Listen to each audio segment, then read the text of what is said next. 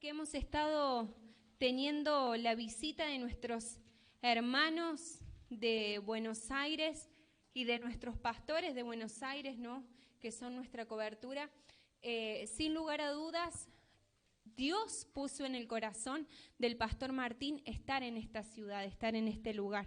Y cuando él ni bien llegó, decidió fue a buscar uno de los lugares, digamos, donde se viera, por lo menos que decía Río Tercero, un lugar bonito.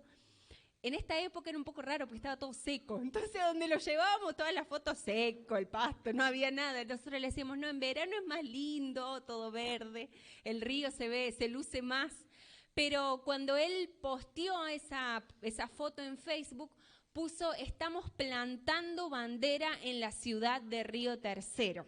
Entonces lo que él vino a hacer acá, a este lugar, no fue una simple visita, no fue para abrazarnos a nosotros que somos sus hijos, porque sin dudas, hermanos, sí que nosotros lo necesitábamos y hacía tiempo que nosotros siempre le hablamos y le decíamos, tenemos ganas de verlos, de abrazarlos, de escucharlos, y fue una caricia para nosotros que ellos pudieran estar acá, pero él vino a establecer esta casa espiritual, a establecerla, a afirmarla, a reafirmarla y decir que esta es una casa edificada por el Señor, levantada por el Señor.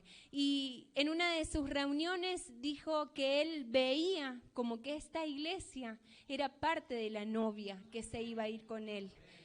¿Cuántos quieren ser parte de esa novia? Amén. Qué precioso. Sabemos que estamos en los últimos tiempos. Como siempre les decimos, estamos en el final del final. Entonces debemos tener una iglesia y debemos alcanzar nosotros a ser una iglesia madura.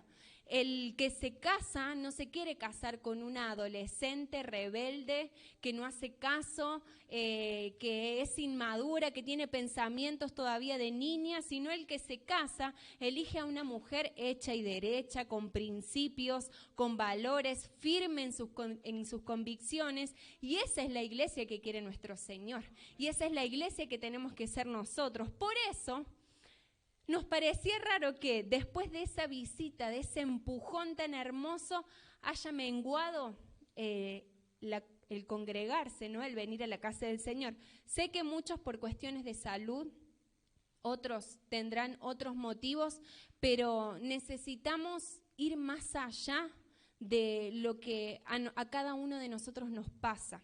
Debemos aprender que estamos en los últimos tiempos, estamos siendo sacudidos por el enemigo y hay mucha confusión, hay muchos falsos ministros que se están levantando. Entonces necesitamos como nunca congregarnos, estar en este lugar y recibir lo que el Señor tiene para nosotros. ¿Me dicen amén? ¿Tienen un corazón receptivo a lo que el Señor nos está hablando? Amén. Siempre es con mucho amor, nosotros los amamos realmente a todos y cuando no se congregan siempre estamos ahí preguntando qué pasó, los extrañamos, no los vimos. Por eso este abrazo incluso a través de su palabra. El día viernes tuve el privilegio de compartir en Restauración Familiar y habíamos hablado acerca de hogares que cuidan el arca. Así que vamos a darle una continuidad a ese mensaje, pero antes vamos a usar como introducción, vamos a repasar un poquito. Así que pido que me acompañen a 2 de Samuel 6, del 1 al 11. 2 de Samuel 6, del 1 al 11. Realmente mi corazón se regocija de verlos a todos, verlos en la casa del Señor. Dice así la palabra del Señor, leemos en su nombre. David volvió a reunir a todos los escogidos de Israel, 30,000.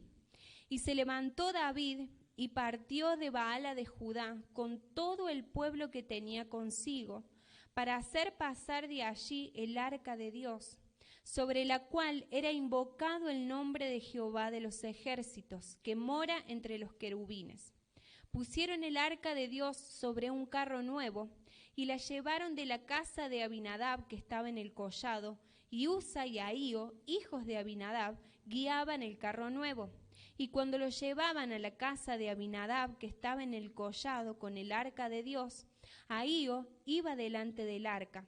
Y David y toda la casa de Israel danzaban delante de Jehová con toda clase de instrumentos de madera de haya, con arpas, salterios, panderos, flautas y címbalos.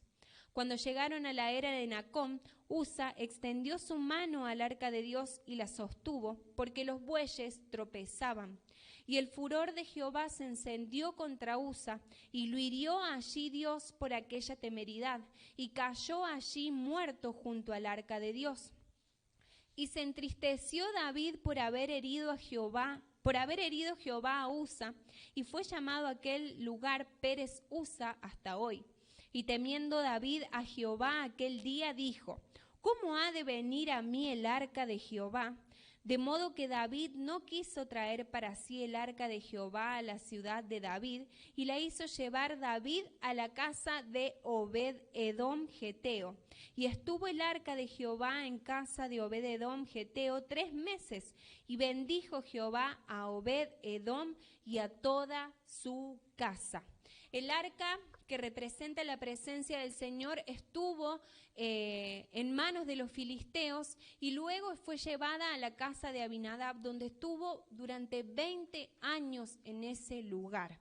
Y la palabra del Señor no dice qué sucedió ahí, pero sí, cuando dice que estuvo en la casa de Obed-edom, dice que fue bendito él y toda su casa. Solo estuvo el arca 3 meses en la casa de Obed-edom y toda la casa había sido bendecida.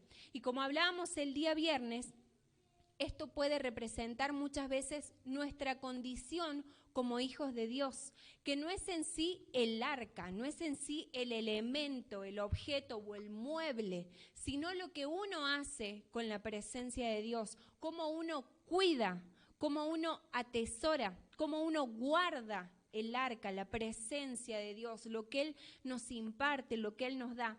Y habíamos dicho que una de las cosas que había sucedido con la familia de Abinadab es que Usa, su hijo, había querido ayudar a esos bueyes que estaban por tropezar y tocó el arca y allí cayó muerto. Jehová lo mató, porque él había sido específico con las instrucciones con respecto al cuidado del arca. Y había dicho anteriormente en el libro de Números que el arca debía ser llevado por levitas, no por otra cosa, no por animales ni por otra tribu, sino por levitas debía ser llevada el arca.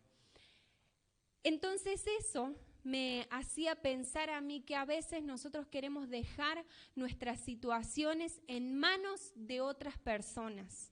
Estamos cansados quizás de pelear o de luchar con muchas cuestiones y decimos, bueno, que el arca, que la presencia de Dios lo lleven los bueyes porque yo ya no doy más. Y sí queremos meter a veces las narices, cuando más o menos vemos que podemos hacer algo, ahí sí queremos ayudar a los bueyes. No, pero el esfuerzo y la carga te correspondía llevarla a vos. Y a veces como hijos de Dios caemos en eso, en pretender que los ministros estén ahí atentos a nosotros, cargando con nuestros problemas, cargando con nuestras situaciones difíciles, y uno a veces les pregunta a las personas, ¿y oraste por esto que te está pasando? No, lo que pasa es que a mí me lastimaron tanto que yo ya no puedo. No, bueno, pero vos se lo presentaste al Señor, le estás guerreando por tu desierto, en medio de la situación difícil, en medio del desierto, estás vos luchando por lo que vos perdiste. No, es que a mí el enemigo me lo robó. Bueno, sea vos que lo perdiste o sea el enemigo el que te lo robó, te corresponde a vos conseguirlo. De hecho, el Señor nos da la armadura, nos da todo. Él nos equipa, Él nos prepara para la batalla. Pero a veces en el desierto lo que primero hacemos es quejarnos. Y cuando entra en nosotros la queja, ahí ya se van las fuerzas, se van las ganas de luchar por eso que el Señor nos dio. Entonces también es muy importante lo que decimos nosotros en medio del desierto. Es muy importante lo que la iglesia declara con su boca. A veces nos catalogan a nosotros los cristianos como escapistas, como que queremos simplemente salir de, nosotros hacemos de cuenta que los problemas no existen. Y nosotros los hijos de Dios sabemos muy bien que eso no es así, sino que sabemos y estamos conscientes de que en nuestra boca hay poder. Hay poder de edificar, hay poder de destruir, hay poder para construir, hay poder para dar vida o hay poder para dar muerte también. Entonces nosotros los hijos de Dios no somos ningunos escapistas. Simplemente decimos, aunque esté pasando por esta situación, por este momento difícil, yo sé que el Señor me va a sacar victorioso. El día de ayer recibíamos un testimonio de una de las pastoras de Buenos Aires, de MCN, que muy hermosa ella, mi esposo estaba así, caminando como el jorobado de Notre Dame, que no podía moverse, y ella le mandaba un audio orando, pero esas oraciones que son poderosas, que uno las necesita. Uno a veces cuando está pasando por situaciones difíciles, simplemente te dicen, bueno, ya que el Señor ya te va a recuperar, voy a estar orando por vos. No, en ese momento uno tiene que aprovechar, imponés manos y orás por el hermano, y en el nombre de Jesús que sea sano. Bueno, esto hizo esta mujer, esta pastora, y le dijo, yo estaba en tu misma situación, pero mi diagnóstico era peor. A mí me decían que cuando, que si yo no me hacía, así fue, perdón, se me están mezclando las ideas, que cuando fue al médico, porque ella no podía enderezarse del dolor de columna que tenía, de ciático, le dijeron, bueno, lo tuyo no tiene solución, vas a quedar inválida, así le dijeron, vas a quedar inválida. Y ella dice, yo sé que eso, en ese momento, dice que ella sintió el choque de espíritus, era su espíritu contra el espíritu de ese médico que le estaba dando un diagnóstico, y ella sintió ese choque. Y automáticamente, dentro, para ella misma, ¿no? Dijo, en el nombre de Jesús, yo desautorizo este diagnóstico que me están dando ahora mismo y me declaro sana. En ese momento ella lo hizo. Dice que se levantó de la silla diciendo, bueno, ahora soy sana. No, seguía así. Y así se fue al remis y tenía que trabajar, tenía que hacer un montón de cosas y su dolor seguía. Pero dice que pasó un tiempo y ella no sabe cómo, no sabe cuándo, no se acuerda en qué momento fue. Dice que automáticamente el Señor la sanó y eso que ella tenía en su columna desapareció. Entonces ella le decía, con ese mismo poder y con esa misma fe, yo oro y te declaro sano en el nombre de Jesús. Y así debemos ser nosotros como iglesia, acuerparnos espiritualmente, porque los ataques y los dardos del enemigo son diarios, son a toda hora. Uno sale de la puerta de la iglesia, sale de la puerta de su casa y ya uno está recibiendo cosas que entran a la mente. Y no es necesario salir de tu casa, en tu misma casa tenés un aparato que se llama televisor, que está todo el tiempo tirando dardos, envenenando, llenándote la mente. Entonces debemos ser una iglesia que tenga poder en sus labios, una iglesia que siempre tenga poder. Si hay hermanos que están pasando por momentos económicos, por momentos de salud, no tengamos temor de orar por ellos y declarar la palabra del Señor. Así debe ser la iglesia. Pero muchas veces caemos en eso de decir, no, bueno, que los bueyes se ocupen de la presencia del Señor. No, somos nosotros los que debemos llevar esa carga. Por algo el Señor, cuando ascendió, dejó al Espíritu Santo. Tenemos esa guía y Él mismo dijo que cuando Él se iba a ir, iba a venir sobre nosotros poder. Así que ese poder debe ser soltado a través de nuestros labios. Estamos llenos, lamentablemente, de hijos de Dios que uno los escucha hablar y no sabe si creen en el Señor o no creen en el Señor. Porque te hablan con una angustia, te hablan con un miedo, con temor así, o uno a veces se cruza en la calle con alguien que se congrega y vos decís, me habló un ratito y ya me amargó el día, porque me tiró todo para abajo, el proyecto que le conté me lo tiró para abajo, porque empezó a decir que la economía está mal, que el país está mal, que todo está mal. Con esos hijos de Dios es mejor ni hablar. A veces viene alguien que no conoce al Señor y te dice, dale, vos podés, confía en vos mismo, te dicen. Cree en vos mismo, en lo que hay dentro tuyo, explótalo. Eso te dice el mundo. ¿Y cómo puede ser que los hijos de Dios a veces hablemos tan mal, tan negativamente, tirando todo el tiempo abajo? Como les dije, no vamos a ser de esos escapistas que hacemos de cuenta que nada malo sucede, no hay tristeza, no hay enfermedad. No, sino es declarar, todo el tiempo declarar, profetizar. Amén.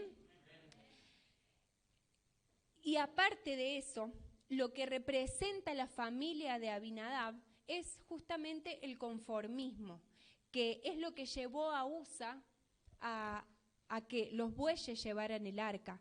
Usa y la familia, ¿no?, de Abinadab cayó en una comodidad tremenda. ¿Por qué? Porque ellos estaban acostumbrados a que cada día que se levantaban, el arca, la presencia del Señor, estaba ahí. O sea, según ellos, la presencia del Señor estaba ahí, porque no hizo absolutamente nada. Era un mueble más que ocupaba un espacio en su casa, ¿no?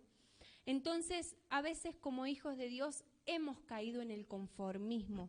Tengamos muchos años conociendo al Señor, o 20, 30, 40 años o 5 años que conocemos al Señor, a veces nos acomodamos en el lugar que hemos encontrado en la iglesia y no nos queremos mover de ahí. Por eso muchas veces nos encontramos con personas que dicen, yo sé que donde me congrego está todo mal. Yo sé que predican cosas que no están bien, pero no me voy a mover de ahí, ¿viste? Ya hace mucho tiempo que estoy acá, ya me conocen todos los hermanos, son mi familia, son como mi familia, ¿para qué va a ser? No, ya estoy bien. Y uno dice, encima ponen como la excusa de yo separo lo bueno de lo malo y solo tomo lo bueno. Que, perdóneme hermano, pero que yo sepa, solo el apóstol Pablo pudo hacer eso, porque a mí separar lo bueno de lo malo a veces me cuesta. Entonces yo digo, Señor, prefiero escuchar lo que viene directamente de ti. Prefiero no andar escuchando cosas que me pueden confundir, prefiero no andar escuchando ministros que me van a enseñar otra cosa, porque a veces el alma de uno anda muy sensible. Uno a veces no está con el espíritu tan preparado como para tener esa capacidad de separar lo bueno y lo malo. Y a veces caemos y nos confundimos. Así que a mí me pasa, no sé a usted, quizás a usted hermano no, quizás usted ya tiene esa capacidad en el Señor. Entonces, como les decía, muchos a veces caemos en ese conformismo y la comodidad trae muchas consecuencias para el Hijo de Dios, muchas consecuencias negativas. Una es la indiferencia a las cosas espirituales.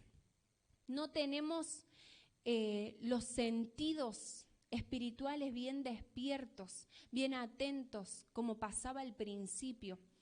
Muchas personas que conocen al Señor están todo el tiempo viendo a su alrededor lo que Dios hace por ellos.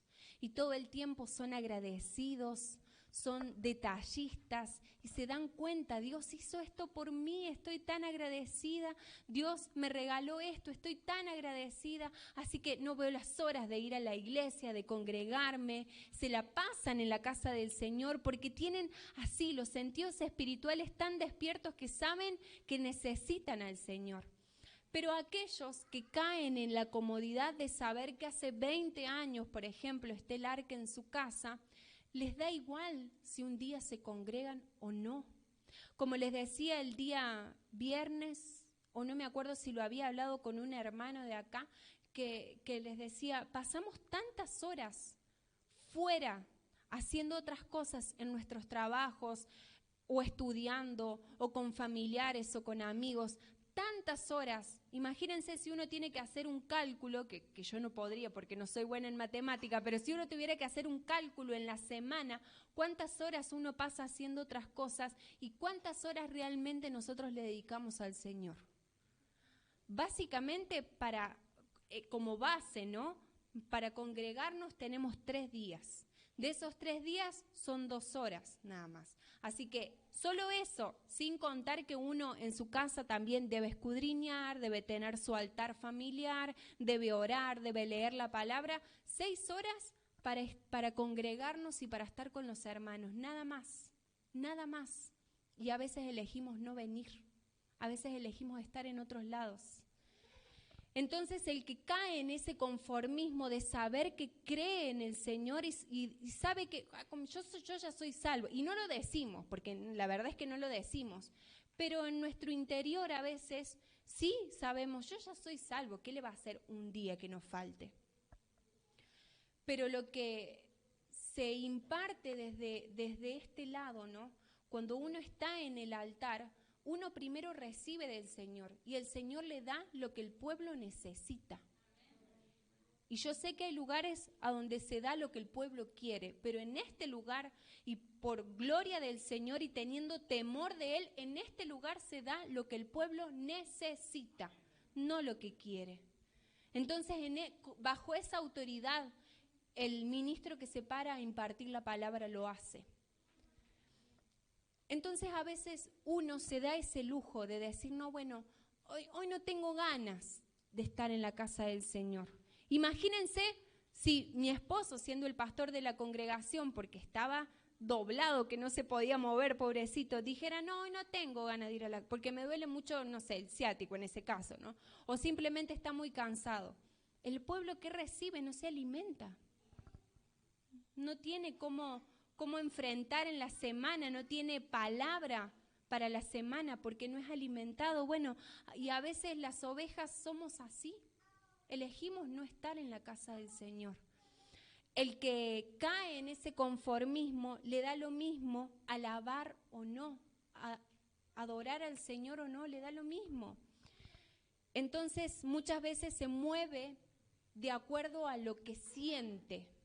Yo hoy siento adorar al Señor, así que le voy a poner todas las ganas, voy a levantar mi voz, que me voy a escuchar, voy a cantar como un ángel, porque hoy sí siento. O hoy no siento, porque me peleé con mi esposo, porque vine re mal, hoy no siento adorar, no tengo ganas, así que no lo voy a hacer. Una iglesia que es almática no es vista o no recibe el Señor esa alabanza como un grato perfume, porque uno tiene que dejar de lado sus emociones. Como les compartí el día viernes, el Señor, Él se merece la alabanza. Él no necesita alabanza, Él merece alabanza por quién es Él. Entonces, cuando comprendemos eso, dejamos de lado todo. Tristezas, enojos, angustias, incluso cansancio físico. A veces, amado hermano, ponemos tantas energías y tantas ganas para hacer otras cosas y para la casa del Señor hacemos todo con desgano. Eso hace el conformismo, eso provoca el conformismo. También le da lo mismo que Dios le hable o no, le da lo mismo dar buen testimonio o no, porque ya cayó en un conformismo. Otra de las cosas que hablábamos el día viernes es que cuando uno cae en esa comodidad espiritual, también cae en inestabilidad espiritual y cae en ciclos.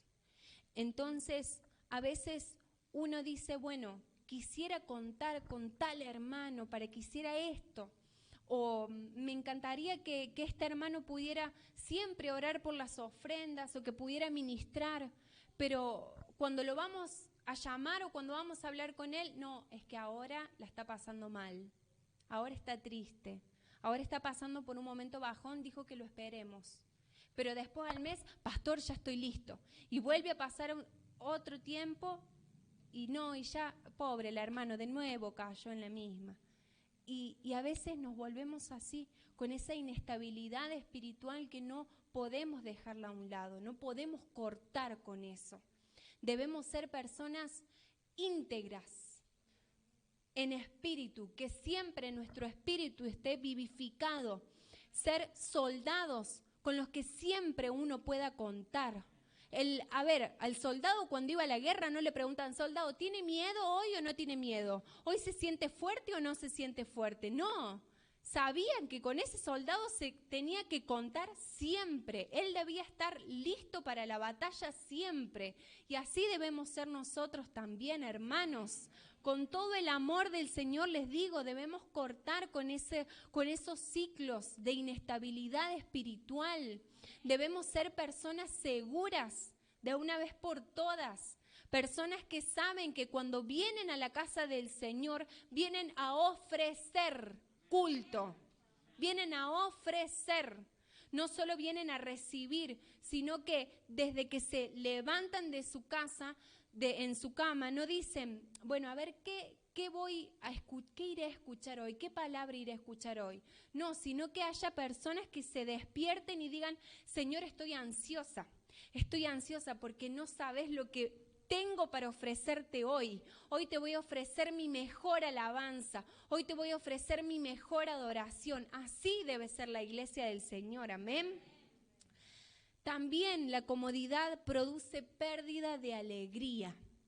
Pérdida de alegría. Hay mucha amargura en el pueblo del Señor. Y no lo digo solamente, por esta congregación, sino en general. Uno puede ver cuánta tristeza hay, incluso se nota en los rostros de los hijos de Dios. Se nota tristeza. Se han olvidado de la salvación que los ha alcanzado, entonces ya no tienen alegría. Hijos de Dios que son amargados, hijos de Dios que están incluso con la cara triste, que se les nota en su rostro, que no hay felicidad, que no le encuentran alegría, no le encuentran sentido a la vida, porque están frustrados, porque están cansados, pero es por eso mismo, porque han caído en la comodidad, porque tenemos un Dios que nos sorprende a diario. Él nos sorprende. Entonces, aquel que está atento a lo que el Señor hace por uno, incluso los días que recibe la palabra del Señor, más allá de que haya sido un versículo que uno hace años que lo conoce, uno dice, Señor, me sorprendiste. Me sorprendiste, tocaste mi corazón, qué hermoso sos, Señor. Y a veces llevamos esa amargura a nuestros hogares. Entonces tenemos casas que sí conocen al Señor, sí se congregan, quizás también sirven o son obedientes, fieles al Señor en sus diezmos y ofrendas, pero hay tristeza en los hogares. Y a veces uno entra a esas casas y siente un ambiente tenso. Siente que o se pelearon recién o no sé cuándo se pelearon, pero acá hay tristeza, acá no hay felicidad. Debemos ser transformadores de ambientes, hermanos. Debemos buscar la presencia del Señor. Debemos decirle, Señor, no queremos caer en la comodidad de saber que el arca está en nuestra casa. No queremos caer en el conformismo de decir, Señor, me diste la salvación, ya lo tengo todo. No, Señor, quiero que mis hijos sean llenos de tu Espíritu Santo. Quiero que mi esposo sea lleno del Espíritu Santo. Que el poder del Señor transforme la atmósfera de nuestro hogar, aunque estemos limpiando, aunque estemos trabajando. Si el Señor nos tiene que quebrantar nuestra alma y quebrantar nuestro espíritu, que lo pueda hacer con libertad. Pero eso sucede con aquellos que están todo el tiempo atentos a lo que el Señor hace. A veces uno se da cuenta, ¿no?, que vienen a la casa del Señor a escuchar de su palabra, pero uno en los rostros nota que su mente está en otro lado, que su mente o está pensando en los problemas o está pensando en algo que que tiene que pagar el lunes, en lo que tiene que hacer en la semana, uno en la mirada, y eso que ahora todos tenemos barbijos, ¿no? Pero en la mirada nos damos cuenta. Bueno, los que ministran la palabra y los que incluso están en alabanza pueden dar fe y dar testimonio, que a veces uno se da cuenta que quiere dar algo del Señor y vuelve, así. Pero hay veces que uno nota que el pueblo está hambriento porque uno da lo que el Señor le da y eso fue absorbido. Eso fue absorbido por el pueblo, se nota incluso en los rostros. Y eso es porque hay alegría, porque hay regocijo al venir a la casa del Señor. Amén. También la comodidad trae insatisfacción, que eso es algo que dije recién. Nada te sorprende, nada te asombra.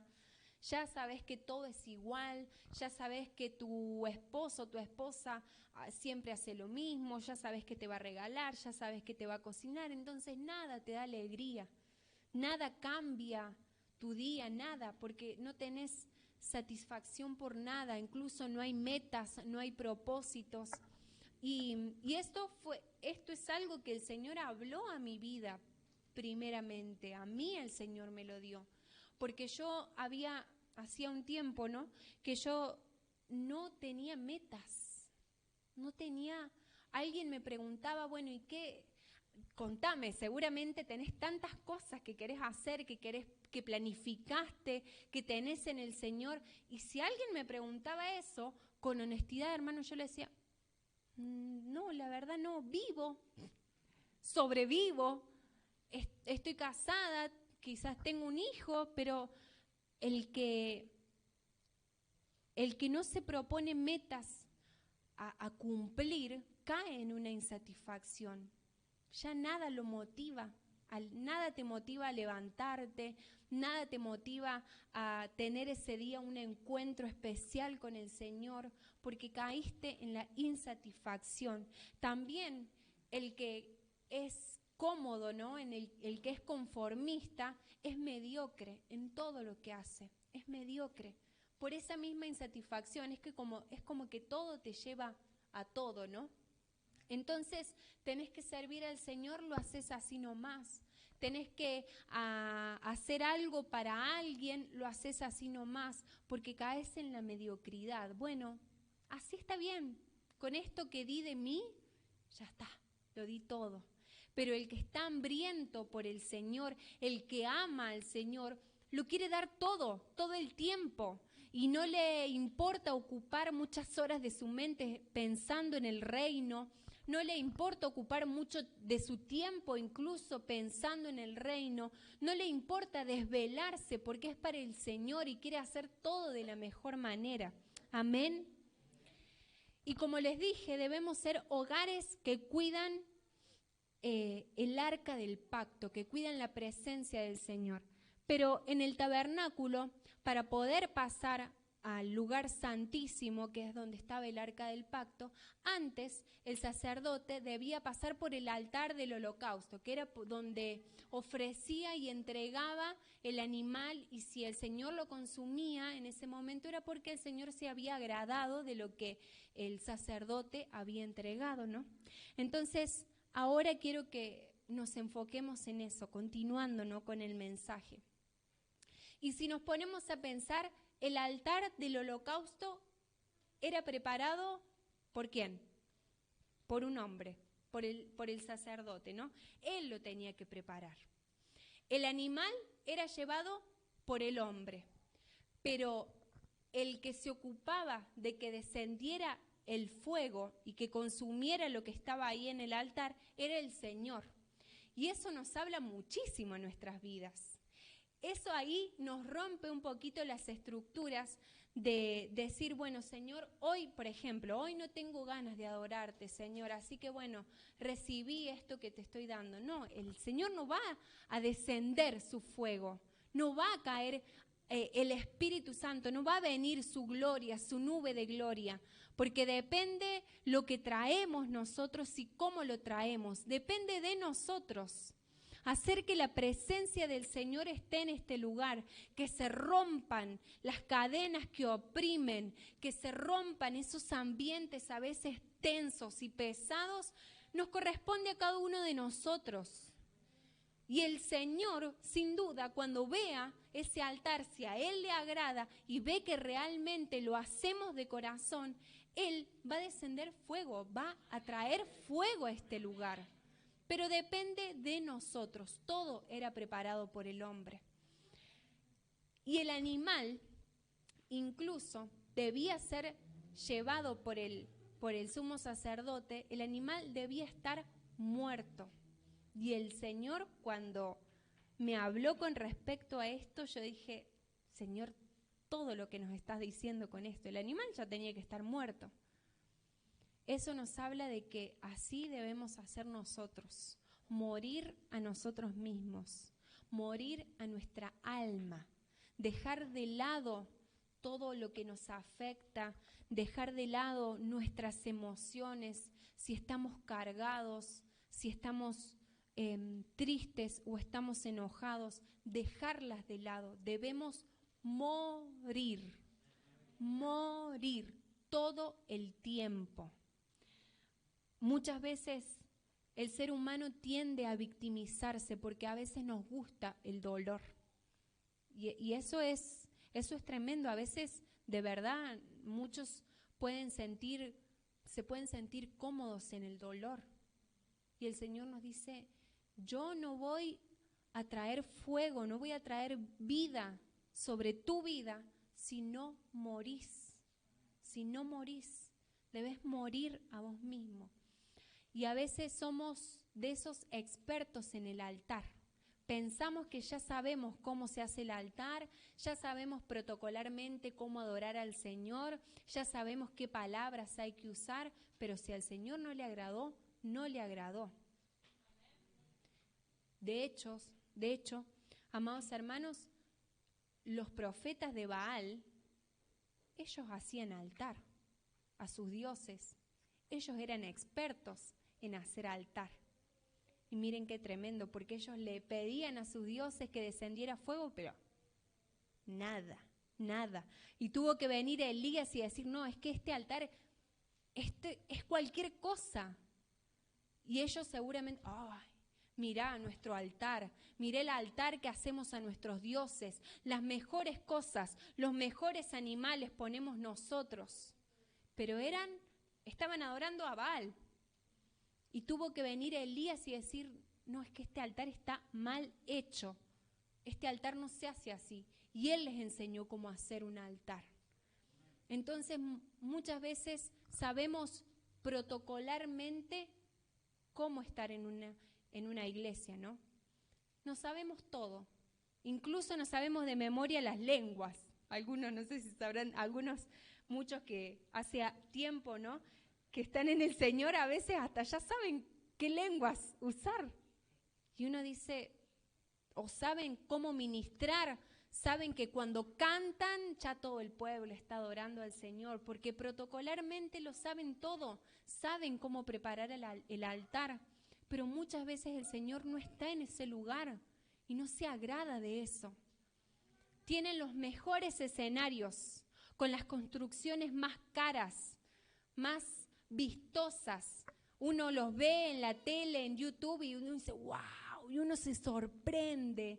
Y uno de verdad dice, Señor, mirá las cosas que hacen, cómo hicieron para hacer esas cosas. Y uno, como humanamente, ¿no?, uno se sorprende. Pero a lo mejor el Señor dice, está bien, pero es eso que están cantando a mí, yo no lo escucho. De hecho, estoy escuchando a Judá que está cantando. Amén. Qué hermoso que el Señor diga eso, que veamos, y nosotros a veces decimos, ay, pero mira todo el sonido que tiene, cómo cantan. Y el Señor dice, no, tranquilos, es que yo estoy escuchando tu alabanza. Ocúpate de mí y todo eso después va a ser añadido. Todo eso después va a ser añadido. Entonces, hermanos, no caigamos en la comodidad de saber que el arca está en la casa, pero tampoco caigamos en la comodidad de saber que sabemos construir el altar, sino lo que al Señor le importa es lo que ofrecemos. Debemos, como les decía al principio, ¿no? Debemos ser una iglesia madura, una iglesia que entiende todo el tiempo espiritualmente, que capta las cosas que están sucediendo.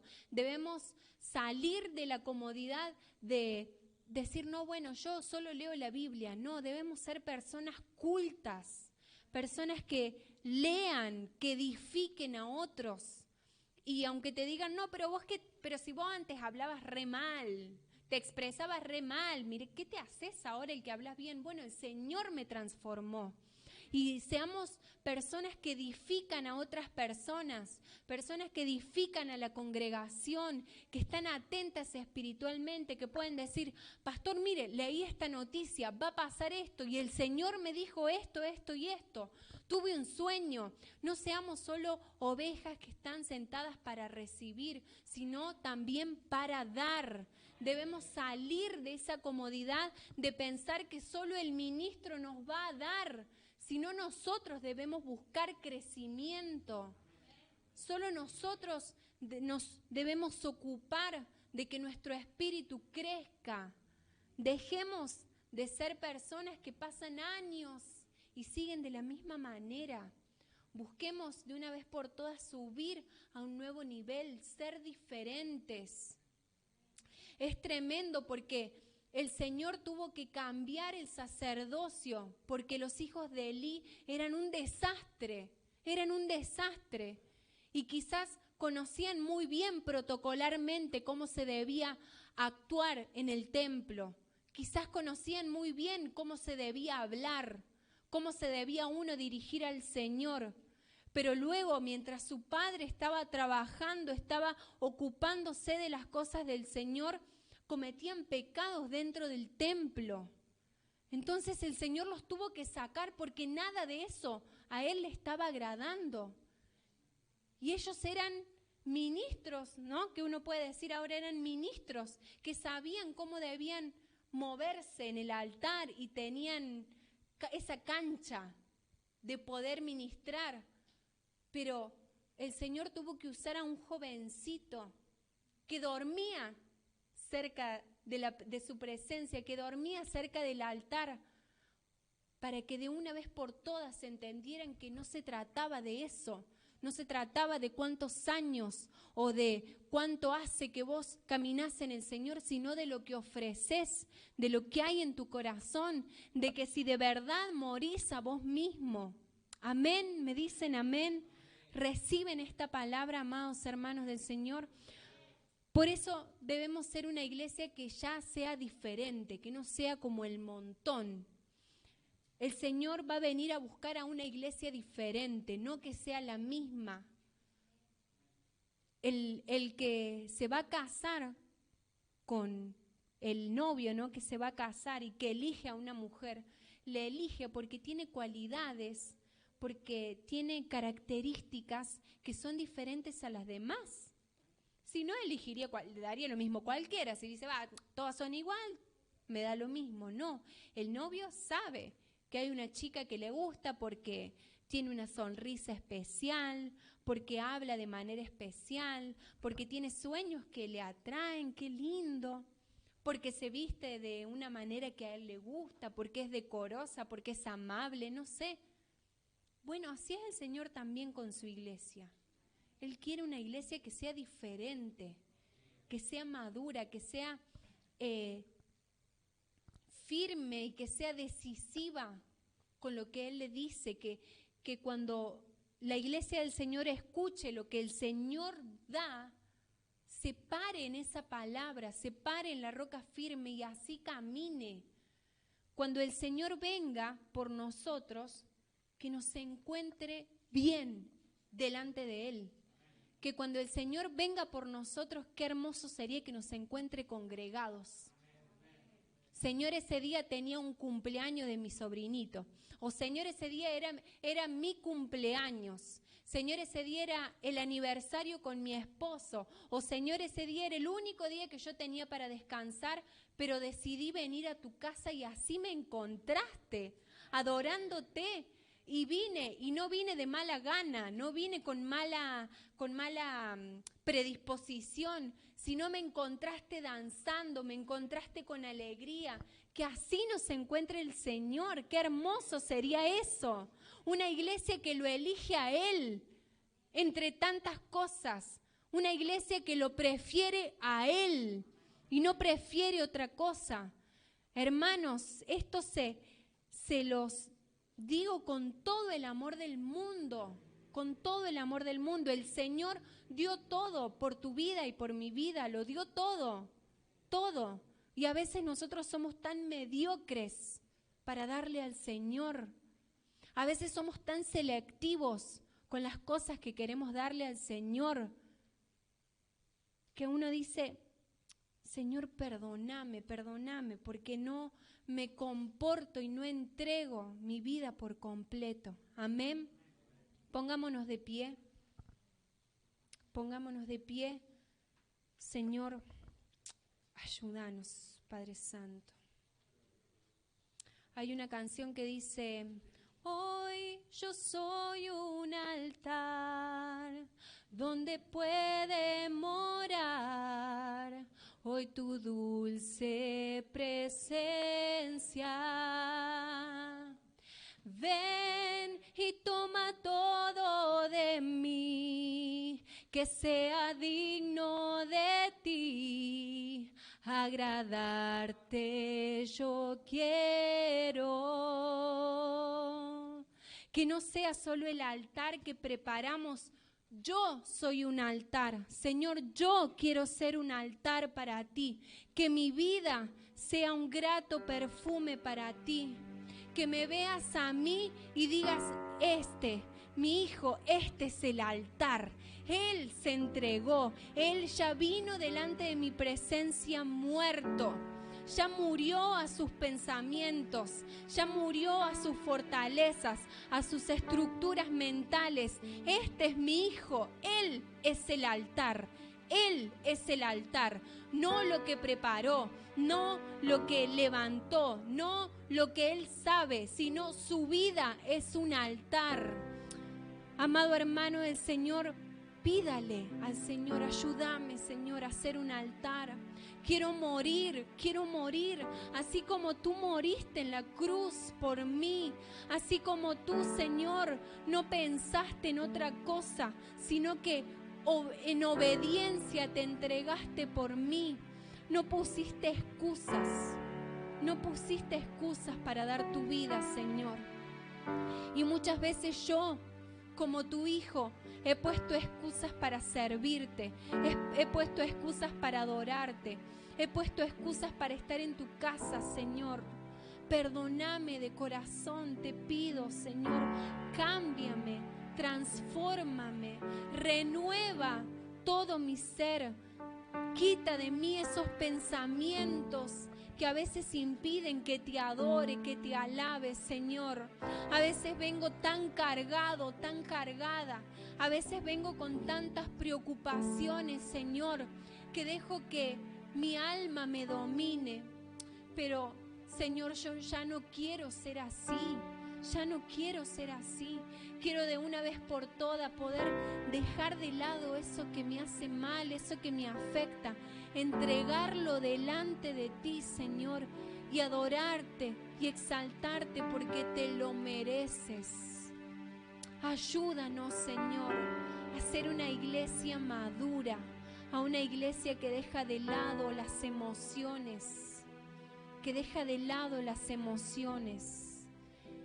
y que sabe que se merece el Señor toda la alabanza y toda la adoración.